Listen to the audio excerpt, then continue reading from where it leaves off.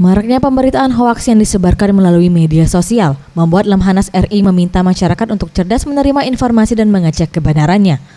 Gubernur Lemhanas RI Agus Wijoyo mengatakan, pesatnya perkembangan dunia teknologi membuat oknum tertentu berniat untuk menyebarkan hoaks dengan menjelekkan seseorang atau menulis berita bohong yang tentunya dapat menyebabkan gesekan di tengah masyarakat.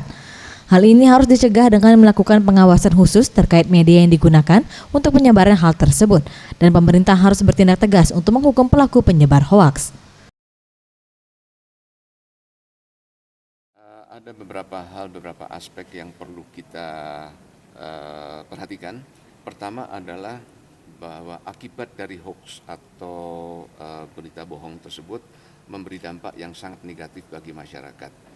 Oleh karena itu pastinya ada hal-hal yang tidak baik berlaku bagi masyarakat, dan apabila kita melihat hal-hal tersebut terjadi, kita perlu untuk bisa memberikan payung hukum agar anggota-anggota masyarakat yang memang punya.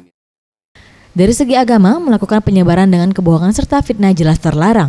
Hal tersebut disampaikan Al-Fatun Mukhtar, Ketua MUI Sumsel, menyebarkan kebohongan merupakan perbuatan yang sesat dan dilarang agama. Kita harus melakukan klarifikasi dan tidak boleh secara spontan kalau belum jelas untuk mengambil sebuah kesimpulan, karena dikhawatirkan akan menimbulkan dampak yang negatif. Nah, oleh karena itu di dalam Islam ini diajarkan selalu untuk melakukan introspeksi, selalu untuk melakukan tabayun. MUI Sumsel mengingatkan masyarakat untuk menyaring informasi yang didapat dari dunia maya untuk mencegah berita bohong tidak semakin meluas. Tim Liputan Sriwijaya TV.